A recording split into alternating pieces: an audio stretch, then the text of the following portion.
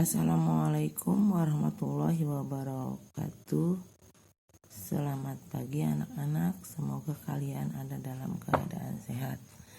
Hari ini kita akan belajar pangungsi basa maca carita pondok. Ia dihadap ayat carita pondok, pek baca bagilir jeung babaturan baca sing bentes sora jeung lentongna. Anak-anak carita pondok carpon ya, carita pondoknya eta carita anu eusina parondok tur aya nu ngalalakon, atau carita yang pendek dan ada para pelakunya. Mari kita simak cerita pondok dengan judul Sapatu Hideung. Akan Bu Susi bacakan, kalian dengarkan karena nanti di akhir video ada tugas kalian untuk membacakan voice note ya. Carita pondok judul Sapatu Hideung. Dengarkan ya nak ya. Sapatu hideung. Lain maksud hadi teu taat kana aturan sakola. Nempo babaturan jeung lanceuk kelas na oge loba anu make sapatu bebas. Jorojoy hadi hayang nyobaan make sapatu bebas. Moal aya rajia meureun. Nya we salamet. Di sakola teh eueuh guru anu mariksa. Isukna hadi make deui sapatu bebas nepi ka aya samingguna. Hiji poe ngadadak guru BP ngontrol murid unggal kelas. Lain ngan saukur sapatu wungkul nu dipariksa teh. Tepi kabuk gondrong, saragam nu teu make bet jeung lokasi kabeh dipariksaan. Atuh hadi gempeur darumasa make sapatu bebas nu ngalanggar aturan kabeh diiringkeun ka ruang BP. Saurang ditanya naon sebabna bet ngamomorekeun aturan sakola. Untung hadi mah kakarasa kali ieu katohyana.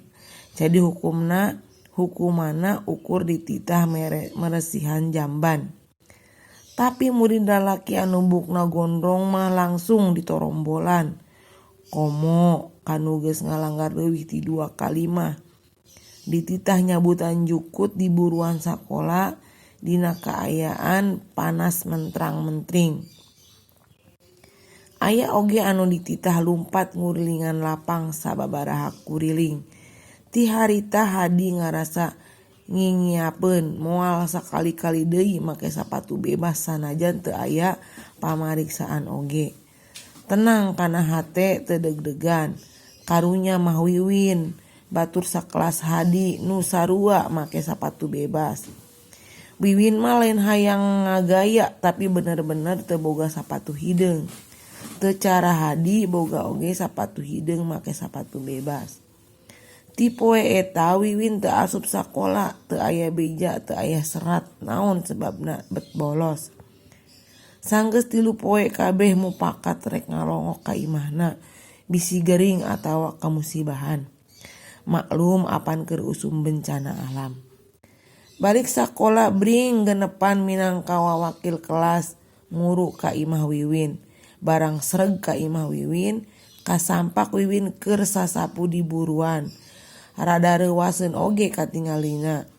Waktu ningali babaturanna daratang ngabrul, Wiwin terus terang sebab teu asup sakola teh teu boga sapatu hideung. Menta dipangmelikeun ka indungna teu acan kaparengan boga duit. Karunya teuing geuning Wiwin teh anak yatim. Bapana tos pupus, basa Wiwin kakara kelas 2.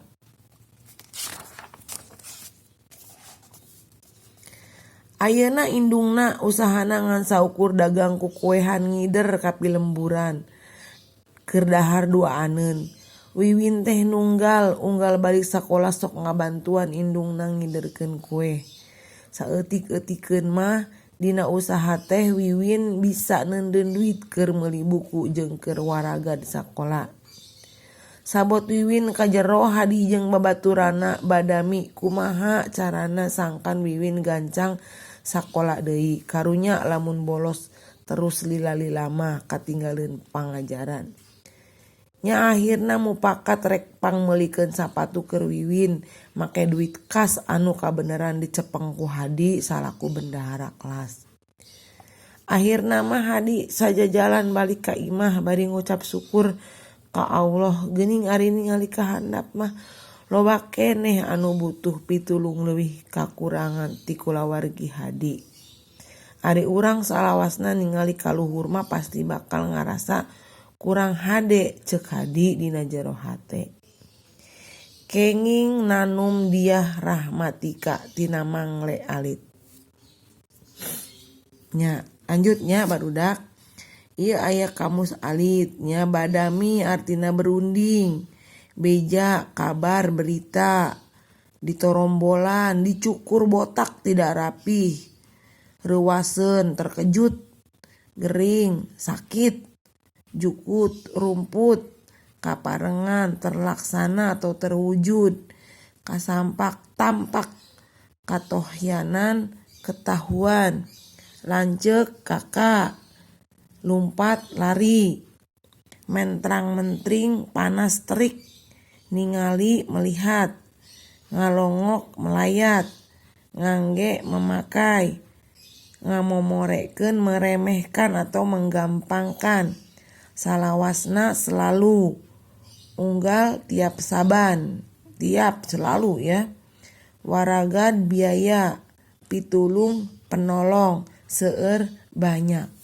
Nah dari cerita pondok yang sudah Bu Susi bacakan, ya kesimpulannya di sini ya tadi ada murid yang namanya Hadi tidak mau mentaati peraturan sekolah ya. Sedangkan kita sebagai murid harus mentaati peraturan yang ada di sekolah. Kita harus taat kepada peraturan di sekolah ya. Tapi untuk Wiwin tadi itu dia tidak memakai sepatu karena memang tidak punya ya Wiwin itu ya. Lalu teman-temannya berunding bagaimana nih kok Wiwin gak sekolah-sekolah ya, kenapa, ada apa ya. Terus teman-temannya pergi ke rumah Wiwin ya, ternyata Wiwin itu anak yatim ya, memang dia tidak punya sekolah. Akhirnya teman-temannya itu terenyuh hatinya untuk mengumpulkan uang. Ada uang kas lalu dikumpulkan untuk membeli sepatu untuk Wiwin. Ya dari cerita itu berarti kita ada saling kebersamaan ya, bersama-sama mengumpulkan uang ya, saling bantu ya. Dari cerita pondok di atas yang sudah Bu Susi bacakan juga kita bisa mengambil hikmah ya, kalau kita tuh harus selalu senantiasa bersyukur kepada Tuhan ya. Kalau kita tuh masih diberi kesehatan ya, kemampuan ya, yang bisa tidak merasakan seperti Wiwin ya. Kita harus bersyukur ya, masih banyak orang yang di bawah kita ya. Baiklah anak-anak, sekian cerita pondok dari Bu Susi. Assalamualaikum warahmatullahi wabarakatuh.